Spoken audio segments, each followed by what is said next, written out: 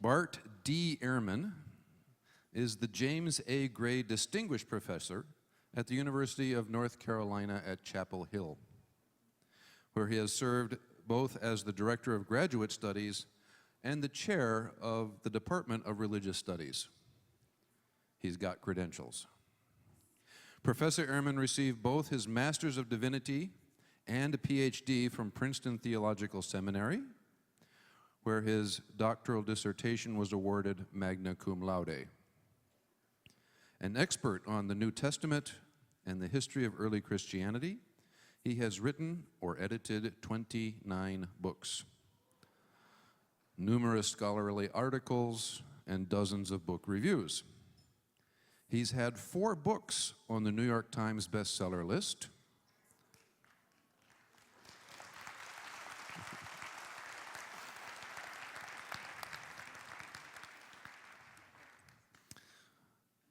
We have all 4 of them in the Quantum Cafe.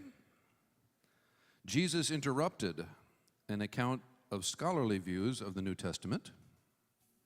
God's Problem, an assessment of the biblical views of suffering. Misquoting Jesus, an overview of the changes found in the surviving copies of the New Testament and of the scribes who produced them. And Forged, the book I just held up, which discusses why some books in the New Testament are deliberate forgeries. Professor Ehrman's books have been translated into 27 languages.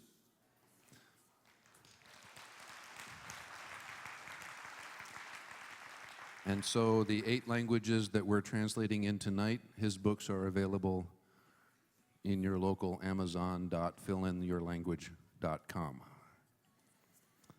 Professor Ehrman's books have been translated. He has been featured widely in the media, including The Daily Show with Jon Stewart, The Colbert Report, CNN, the Discovery Channel, the History Channel, National Geographic, and the BBC. His book, The Lost Gospel of Judas Iscariot, was originally published in 2006, and it is the topic of his presentation tonight.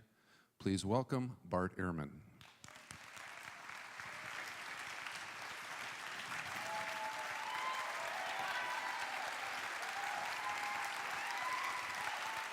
Thank you.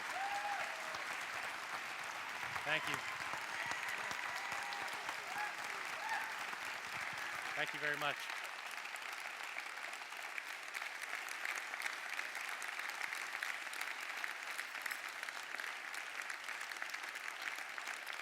Thank you very much. Thank you. Well, it's a pleasure being with you tonight. It's been a pleasure to be introduced to this school and some of the staff, and I've met some of the people.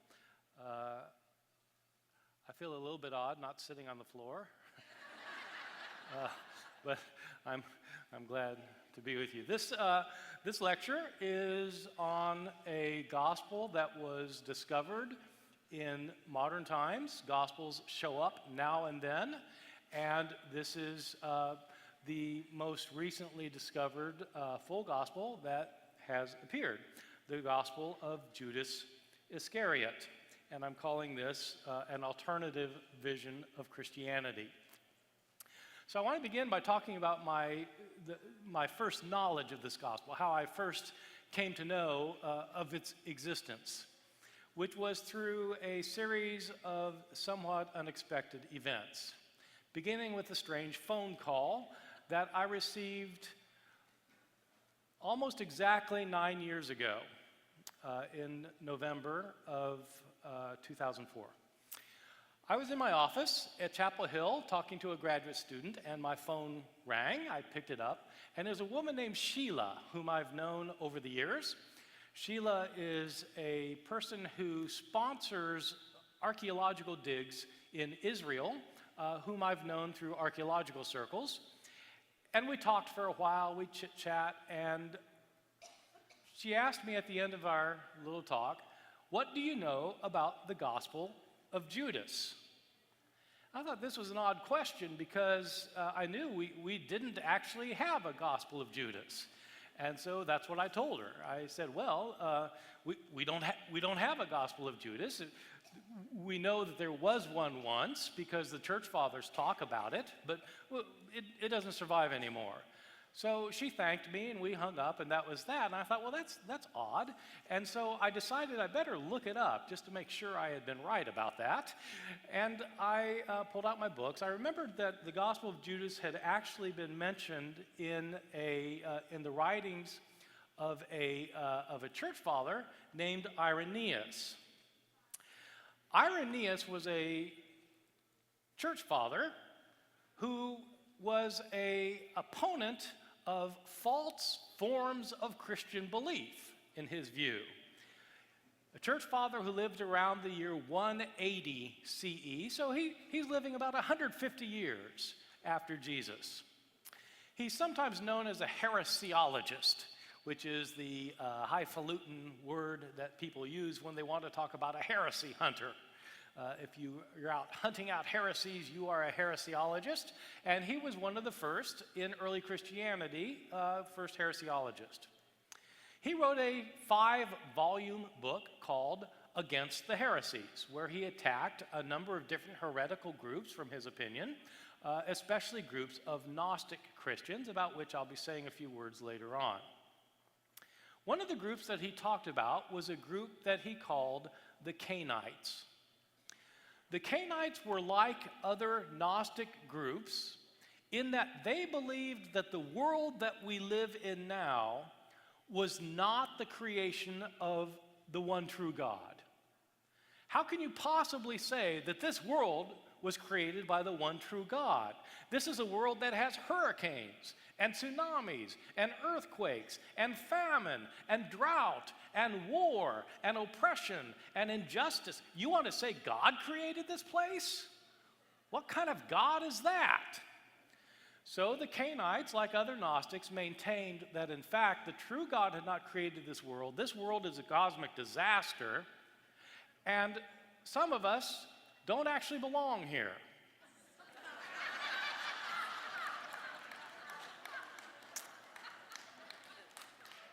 I felt like that ever since the development of the Tea Party.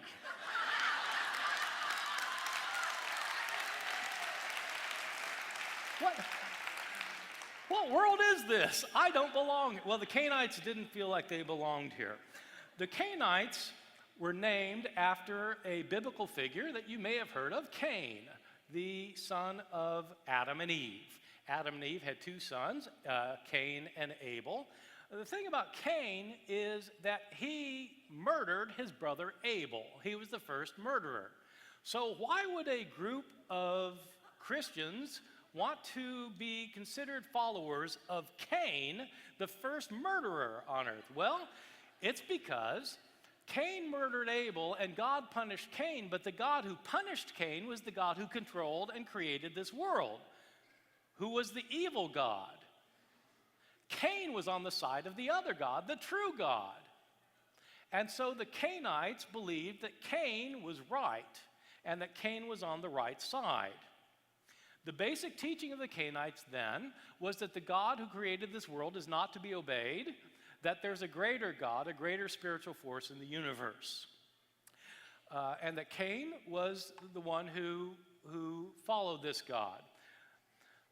This led to some rather unusual teachings among the Cainites. The short story is they thought that all of the bad guys of biblical history were in fact the good guys. And so they revered the men of Sodom and Gomorrah.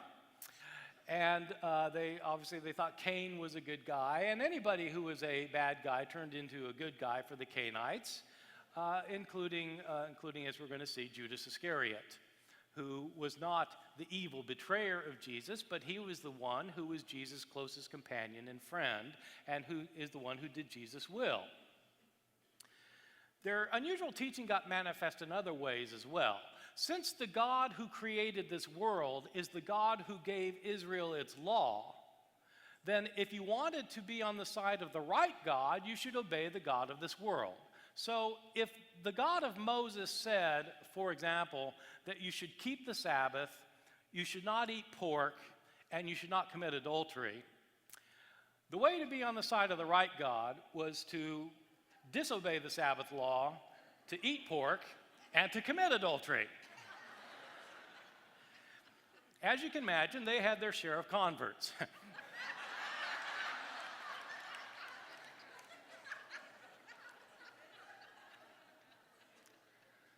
Among other things, the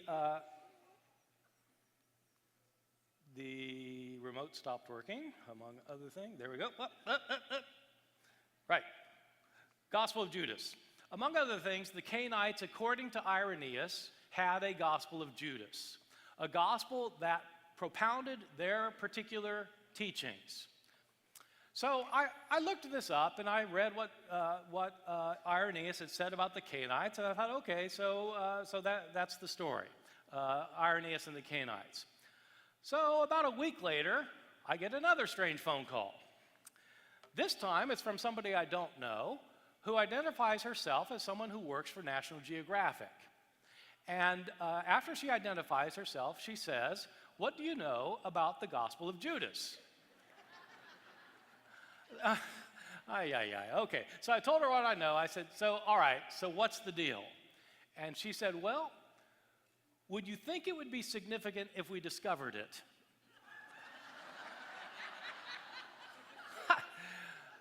Yes, that would be significant. All right, how significant would it be? So, well, I don't know. I said, it depends what's in it. If it's a Gnostic gospel, as it apparently was, that propounds a Gnostic understanding of the world, then it would be significant for people like me who study ancient Christianity and who are interested in Gnosticism, and so that would be highly significant for us. So, but if it's a gospel where Judas actually is portrayed as the good guy, and he has conversations with Jesus, and he's the one who knows, and he has the right answer, I said, that would be big. That would be front page news. So, what do you have? And she says, we don't know. We would like you to help us authenticate this new gospel that's been discovered. I said, well, okay, so give me some information. I said, what language is it written in? She said, well, it's written in Coptic. So Coptic is an ancient Egyptian language. And I can read some Coptic with a dictionary, but I'm not an expert. So I say, okay, well, if it's written in Coptic, you don't need me. You need a Coptologist. She said, oh, great. What's a Coptologist? A Coptologist is an expert in the ancient Coptic language. Somebody who could actually read the text and be able to tell you its relationship to other Coptic texts. A lot of our ancient Gnostic Gospels are written in Coptic, and so you need a Coptologist, an expert in that. She said, well, actually, what we wanted to do was to figure out the date of this manuscript. We want to figure out whether it was a medieval forgery, or we want to know, is this really an ancient manuscript? I said, oh, okay, that's fine. I said, then you need a paleographer. She said, oh, good. She said, so what's a paleographer? All right, a paleographer is somebody who studies ancient manuscripts. The way you date an ancient manuscript is on the basis of the handwriting. You do a handwriting analysis. There are people who are trained to do this. Paleo, ancient, graphy, writing, it's a study of ancient writing. And it's because in ancient times, before the invention of printing, handwriting styles changed slowly over time. It took generations to change handwriting. So if you're an expert in ancient handwriting, if you're an expert, say, in Greek paleography, you can date a Greek manuscript within about 50 years, if you're any good. And so what you need is a Coptic paleographer. So she said, well, all right, but what we really wanted to do was to carbon-14 date the manuscript. Could you help us with that? No, I can't help you with that. I'm not a scientist. I said, look, all right, look, I said, you don't need me. I'll get you a Coptic paleographer, and you find somebody who does carbon-14, and you'll be set. She said, no, actually, we want you to be involved because we want to know if this thing is authentic, how does it fit into the history of early Christianity? Is this a significant gospel or not? I said, well, I can do that. I mean, that's fine. That's what I do. So she said, okay, fine. So we'll find somebody who does carbon-14 if you can find us a Coptic paleographer. All right. Well, so, I mean, as it turns out, I know Coptic paleographers. And so the third strange phone call was I called a person that I knew named Stephen Emmel. Stephen Emmel is an American who happens to teach in Germany at the University of Münster, and he's one of the world premier Coptic paleographers. So I called him up and got him on the phone, said, Steve, I said, I don't know if you've heard this, but they think they found the Gospel of Judas. And Emmel says to me, yeah, he says, you know, I heard that. I think I saw it 20 years ago. Oh, really? Want to see it again? Said, yeah. I said, okay, it's in Geneva. Said, let's go to Geneva. And so the manuscript was in Geneva, Switzerland, being restored there by specialists that National Geographic had found out about. And so Stephen Emmel and I flew to, he flew from Germany, I flew from North Carolina, and National Geographic had found a scientist who did carbon-14 datings of manuscripts, and we assembled in Geneva, and we went to look, and lo and behold, they had a manuscript there. It was obviously an ancient manuscript. It was clear. My expertise is in Greek manuscripts, not in Coptic manuscripts, but this was obviously an ancient manuscript. And we were shown it, we were able to examine it, and it clearly was the real thing. When we found out who had been working on this for the last 3 years, there was no doubt in our mind anyway, because the premier Coptic scholar in Europe had been dealing with this thing for 3 years, and National Geographic just wanted to verify that, in fact, this was what this person had said it was. This is the first page of this gospel. It's a 62-page manuscript. You will note, whoops, sorry, I did not want to do that. You will note that there are holes in this manuscript. That makes it very difficult to read when there are holes in a manuscript. And so what scholars do who do this sort of thing is they figure out what was in those holes, what words were there. And so this is just the first page, and it goes on for a number of pages. This manuscript is 62 pages long, and it actually has 4 different documents in it. It's a little anthology of texts, and one of those texts, turns out, was in fact and is in fact the Gospel of Judas. This gospel was discovered, we later found out, in the late 1970s. It had floated around on the antiquities market in Europe and then the United States, and had been put in a safe deposit box for 16 years on Long Island in a town called Hicksville, where it suffered from being subject to humidity for 16 summers after being in Egypt for 1,600 years without any damage to it.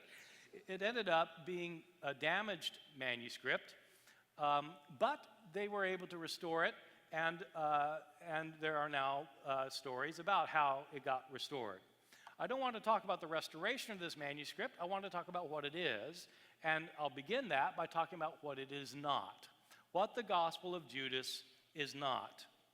So, the Gospel of Judas is not a gospel that was written by Judas Iscariot. Judas Iscariot, of course, was the betrayer of Jesus and is the bad guy of the gospel stories. This gospel does not claim to be written by Judas Iscariot, and it certainly was not written by Judas Iscariot. This gospel was not written by an eyewitness to the life of Jesus. It was written much later. If it's the gospel that Irenaeus knew in the year 180, then it was probably written around the year 140 or 150, so it's probably 60, 70 years after the gospels of the New Testament. This gospel then is not as old as our other gospels, and it is not a historically accurate account of what actually happened in the life of Jesus. So you say, well, you know, if it's not written by Judas, and it's not an eyewitness, and it's not that old, and it's not historically accurate, so why is it interesting? I mean, it would be more interesting if it was one of these things, right? Well, yeah, it probably would be, but it's not one of these things. It's still really interesting and really important for other reasons. What is this gospel? This is one of our oldest non-canonical gospels in existence. We have 4 gospels in the canon of the New Testament, Matthew, Mark, Luke, and John, and we have a lot of gospels from outside the New Testament. People give various estimates about how many gospels are outside the New Testament. That great authority on all things involving early Christianity, Dan Brown, in his book, The Da Vinci Code, it's where most people get their knowledge about early Christianity, is by reading I tell my students that if they want to know about the history of the Middle Ages, the way to do that is not to watch Monty Python and the Holy Grail. And if they want to learn about the history of early Christianity, the way to do that is not by reading the Da Vinci Code. So Dan Brown says that there are 80 gospels vying for a position in the New Testament. That's completely wrong. These books are not vying for a position in the New Testament. We do know of about 40 gospels that are not in the New Testament. We know of about 40 gospels, including now the Gospel of Judas, and the Gospel of Judas is one of the earliest of these 40. So it's a very old gospel, not as old as the New Testament gospels, but nonetheless very old.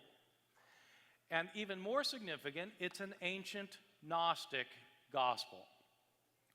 I want to explain what that is before talking specifically about the Gospel of Judas itself. I want to talk about what early Christian Gnosticism was and was all about. The short story is that early Christian Gnosticism refers to a group of religions at around the time of the beginning of Christianity. Most of them are Christian in some sense, related to Christianity. But rather than emphasizing the importance of faith in Jesus' death and resurrection for salvation, they emphasize the importance of knowledge for salvation. The Greek word for knowledge is gnosis, spelled with a G, G-N-O-S-I-S. Gnosis means knowledge. These people are Gnostics because they're people who were in the know. What is it that Gnostics knew? Gnostics knew who they really were. They knew who they were, where they came from, how they got here, and how they could return. They knew who they were, where they came from, how they got here, and how they could return. Gnostics realized that they came from the world above, the world of spirit. And the goal of this religion was to provide the knowledge that they needed, the gnosis that they needed, in order to return to their heavenly home. Specifically, we can make several points about early Christian Gnosticism. Gnostics believed that the ultimate true God was an unknowable God. The true God is unknowable. He is so fantastic and so great and so superior and so spiritual that we can't fathom what that God really is like. Now, when I was a Christian many years ago, we used to say, God is beyond anything we can imagine, and here's what he's like.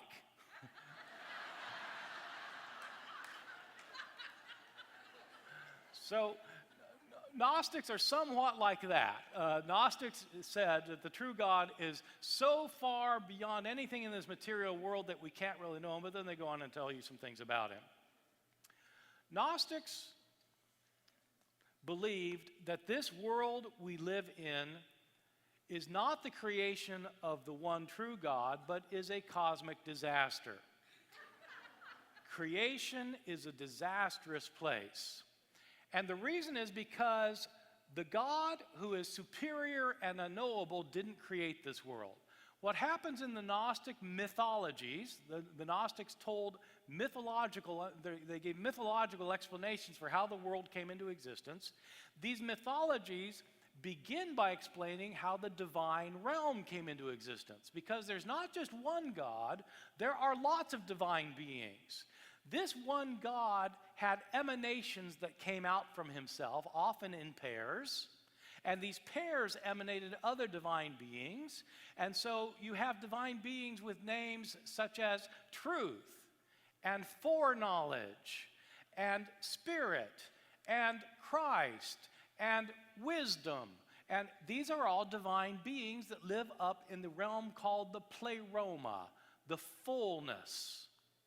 The fullness is the fullness of the divine beings. And according to Gnostics, what happened is one of these divine beings fell from the pleroma, got expelled from the pleroma, somehow got kicked out of the divine realm or left the divine realm. And this divine being, who's often named Sophia, which is the Greek word for wisdom, Sophia generated other divine beings outside the pleroma, imperfect divine beings. These other imperfect divine beings believed that they alone existed, and they didn't know that the pleroma existed. And they created this world. They created this world in part as a place to entrap parts of the divine. They entrapped parts of the divine in human bodies. Some people have within them a spark of the divine, and the Gnostic religion is designed to set them free. Some of us are here even though this isn't our home. And so divine sparks have been entrapped here in this disastrous creation. And the way to escape this entrapment is by acquiring the secret knowledge of who they really are. The divine sparks need to know who they are. This knowledge is not available to everybody. It's esoteric knowledge, it's secret knowledge, it's mysterious knowledge, and it's only for insiders. Now you ask, well, what is the knowledge? Well, the reality is, I know the knowledge, but I can't share it with you because I have some questions about a few of you. If I were sure that you too had the divine spark, I would let you in on the secret, but I'm not so sure.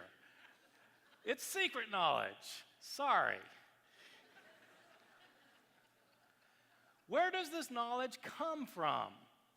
In fact, you can't acquire this knowledge by looking around the world and figuring it out, because this world is a disaster. And the knowledge is not embedded in this world. The knowledge has to come to you from the divine realm. You need a redeemer from the divine realm to come down to give you the secret knowledge that you need, the gnosis that can set you free from the entrapment to your body. You need to escape your body, and that happens when you acquire the secret knowledge. And so that's what the Gnostic systems were all about. Jesus is the one who comes down from heaven to reveal the truth that can make you free.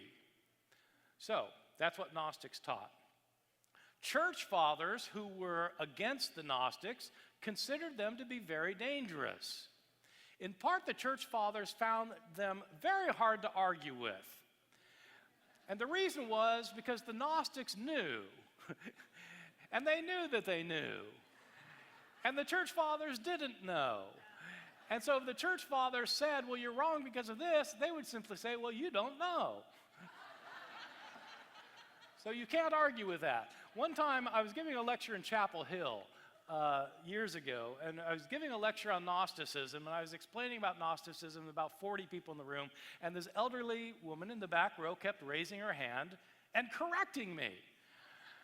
And this went on and on and on. So afterwards, she came up to me and shook my hand, introduced herself, and said, you may have noticed that I corrected you on a few things. Yes, I did notice that. She said, well, I'm a Gnostic. Oh, well, then you'd know.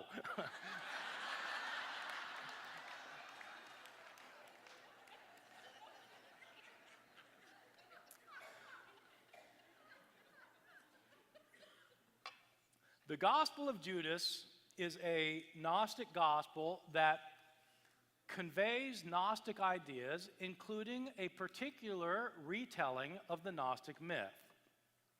I earlier said that Gnosticism is a kind of umbrella term for a number of groups that they have differences among themselves, different religions that could be considered Gnostic because they all have the same basic way of looking at the world, the same basic theology, same basic mythology, but different groups had different ways of expressing these theologies and these mythologies. And the Gospel of Judas comes from a group, whether it's this gospel actually was by the Cainites or not, it comes from some distinctive group with its own distinctive features. It is a very interesting gospel, I think. And so I want to summarize for you what happens in this gospel, and you can easily get this gospel yourself. There are translations that are available. I just recently, one of the books that I recently published is a collection of all the gospels that did not make it into the New Testament that we still have. And so, we have a translation of the Gospel of Judas in there. So let me give you an overview of the Gospel of Judas. We get a hint of what the Gospel of Judas is going to be like from the very first sentence. I pointed out, by the way, that there are holes in the manuscript. We're missing about 10% of the Gospel of Judas. We have 90% of it. We have the beginning, we have the end, we have much of the middle, but we are missing places. But we do have the beginning. It begins by these words. The secret word of revelation that Jesus spoke with Judas Iscariot in the course of 8 days, 3 days before he celebrated the Passover. This is going to be a secret revelation that Jesus delivers specifically to Judas Iscariot. This is a gospel where Judas Iscariot is the one disciple who has an inkling about who Jesus is. As we're going to see, the other disciples don't have a clue. This then it's actually a series of revelations that Jesus gives. He has conversations with his disciples, and above all, conversations with Judas Iscariot, his betrayer. This gospel is not going to emphasize the death and resurrection of Jesus as the way to salvation. It's going to emphasize the importance of this secret revelation. And frankly, much of this gospel, if you're not used to reading Gnostic gospels, much of this gospel will be mind-boggling. It is when Jesus really gets into it and starts giving his revelation about how the divine realm came into existence. It's tough going if you're not used to this kind of thing. But it is really interesting because of what happens here. So let me give you some of the highlights. The first encounter of Jesus and his disciples. At the very beginning, Jesus' disciples are gathered around having a meal together. They're giving thanks over their food. They're having a Eucharist. So the word Eucharist usually refers to the communion meal that Christians have, and Eucharist simply means thanksgiving. Well, the disciples are giving thanks for their food. They're having a Eucharist meal, and Jesus starts laughing at them. They don't think it's so funny. What are you laughing at? We're doing what's right. And Jesus tells them that, in fact, your God will receive praise through this. And they're confused. They say, Teacher, you are the Son of God. And Jesus tells them that they don't know who he is. Jesus goes on and says, whoever is strong among you, let him bring out the perfect human being and stand before my face. Stand up and look me in the eye. And none of the disciples can do it, except Judas Iscariot stands up. Even though he stands up, he can't look Jesus in the eye. But Judas does say, I know who you are, where you have come from. You have come from the immortal eon of Barbelo. This is the point at which you realize you're not going to understand some of this text. You're from the eon of Barbelo. Well, if you know about Gnostic writings, Barbelo is a very common name. When I said at the beginning there's this unknowable God and emanations come from this God creating the divine beings in the pleroma, the first emanation is an emanation called Barbelo, who's understood to be the mother of all things. Jesus is said to have come from bar below. In other words, Judas knows that Jesus didn't come from this world, and Judas is the only one who knows this.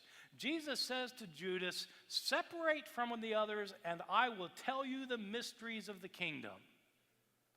Not so that you can go there, but that you may grieve greatly." Judas is going to learn the secrets of the kingdom, but it's going to be frustrating because he can't go there. That's the first part of this gospel. So, the disciples have a vision that they relate to Jesus. They don't understand. And so Jesus shows up, and the disciples say, "Teacher, we've seen you in a vision," and they start describing this vision that they've just had. They saw a house, and they saw an altar in the house, and they saw 12 men who were priests who were making sacrifices on this altar. And it turns out that some of these priests who were making these sacrifices were sacrificing their own children and wives on the altar. Some were sleeping with men, some were performing murder, still others commit a multitude of sins. And the disciples want to know, what is this thing we were seeing? And Jesus tells them that in fact, these 12 priests who are sacrificing their wives and children and so forth and so on are in fact the 12 disciples. They were sacrificing their wives and children and doing these other evil things, evil in their views. They were committing fornication, they were murdering children, they were doing all sorts of acts of impurity, lawlessness, and error. God has received your sacrifice, but your God is a minister of error. So the disciples aren't the good guys here. They're in fact acting in horrible ways, and Jesus reprimands them for it. So Judas then has a vision. Judas says to Jesus, "I've had a great vision. The 12 disciples were throwing stones at me." Well, okay, that's easy enough to interpret. Sometimes you don't need a deep Freudian analysis to figure this one out. The disciples are going to hate you, Judas, because of what you're going to do. Judas goes on to say that he saw a house with great people around it, and he wants to go inside. And Jesus tells him that no one born of a mortal can enter that house. It's reserved for the holy. Judas may know about Jesus, but not even he can enter into this house. Jesus then launches into a mysterious revelation about how the world came into being. He says that originally there was an invisible spirit. This is the great unknown God. And this invisible spirit called forth a luminary cloud, and out of this cloud came a being called the Self-Originate. At this point, you know you're in trouble. This is going to be a complicated revelation. There are eons that are created, and luminaries that are created, and angels that are created, and firmaments that come into being. All these things come into being, populating the divine realm. And then there comes into being the realm of chaos. And what is the realm of chaos? The realm of chaos is here where we live. 12 angels are called forth to rule this chaos, and then one in particular comes forth. There's an angel who appears whose face breathes out fire. His appearance was defiled with blood. His name was Nebro, which means rebel. And accompanying him is another angel named Saklos, which is a word that means fool. And it's Saklos, fool, who says, "Let us create a human being after our likeness and image." And they molded Adam and his wife Eve. Humans were not created by the one true God. This human race was created by a bloodthirsty rebel and a fool.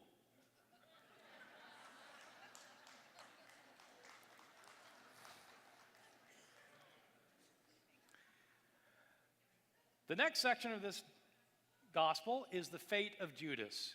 Judas wants to know how long people will live, and Jesus tells Judas that he will be a ruler over all the other disciples, and that in fact he will surpass all the disciples for an interesting reason.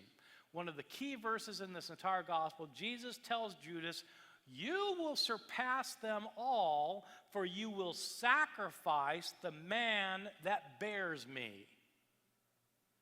Wow. You will surpass them all, for you will sacrifice the man or the human being that bears me. Jesus, while he's here giving his revelation, is also in a human body. But that human body has to be shed so that he can return to the pleroma. Just as those who are trapped spirits here need to shed their body to return to the pleroma. And how is it going to happen that Jesus will return to the pleroma? He has to shed his body, which means his body has to die. Judas turns him over so that his body will be crucified so he can escape and return to his heavenly home. So you will surpass them all, for you will sacrifice the man that bears me. The account continues on then by describing Judas turning Jesus over to the authorities, and it ends by saying, Judas received some money and handed him over to them. Period.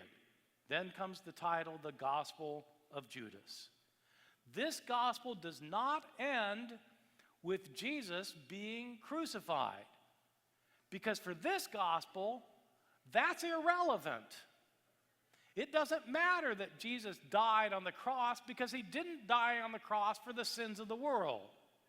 He wasn't raised bodily from the dead, because the whole point is to escape the body. The resurrection of the body is offensive to this author. The idea of the resurrection of the body is the idea that you're going to live eternally in your body. But for this author, the body's the problem. You need to escape your body. And so Jesus too escapes his body. And so his body doesn't get raised from the dead. He returns to his pleroma, having given the revelation that's needed for people in order to escape this world. The betrayal. The key point of this text: things are not what they seem. And things are not what most Christians think. Things are not what they seem or what most Christians think. Specifically, 7 points. Christians, most Christians today, Christians like Irenaeus, Christians who are opponents of the Gnostics, Christians of the side that won the debates between Gnostics and others, the Christians who ended up winning decided what Christians would believe for all time. Scholars talk about the early debates between orthodoxy and heresy. Orthodoxy is a Greek word that it actually comes from 2 Greek words that means right belief. Orthodoxy means right belief. Heresy comes from a Greek word that means choice. So heretics are people who choose not to believe the right belief. The other word for heresy, a synonym for heresy, is the word heterodoxy, another belief. So you have right belief, orthodoxy, and heterodoxy, another belief. As one wag has put it, orthodoxy is my doxy, and heterodoxy is your doxy. That's the problem with these terms. I mean, the word orthodox, if it means right belief, by definition, everybody is orthodox. Because everybody thinks they're right. Nobody thinks they're wrong. If anybody thinks they're wrong, they change their views so they'll think what's right. And so everybody thinks that what they think is right, which means that everybody is orthodox. So on one level, these terms are not very helpful as historical descriptors. But historians still use the term orthodoxy and heresy, not to decide who's right and who's wrong, but to describe the group that ended up winning in the debates over what to believe in early Christianity, and all the groups that ended up losing. orthodoxy is the winning side, the heresies are the losing side, and historians aren't saying that one side's right, the other's wrong, they're just saying that, one side won and the other's lost.